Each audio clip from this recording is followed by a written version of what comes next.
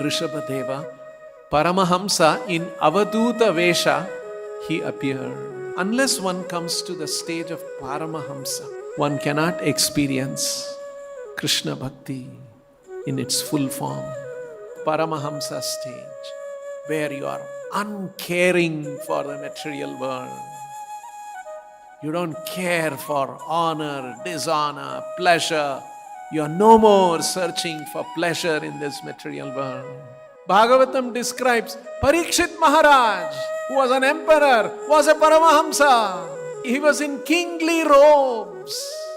Prabhupada writes, Paramahamsa is required in every field of human activity because Paramahamsa always thinks how I can do good for others. But this Paramahamsa dharma can be practiced in other Vesha also. Somebody who is a ruler, he should be a Paramahamsa. Somebody is a businessman, he should be a Paramahamsa.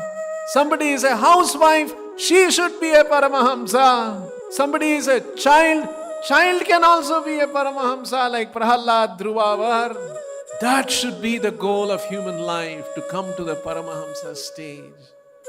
Because in that Paramahamsa stage, one can actually experience that attraction to Krishna.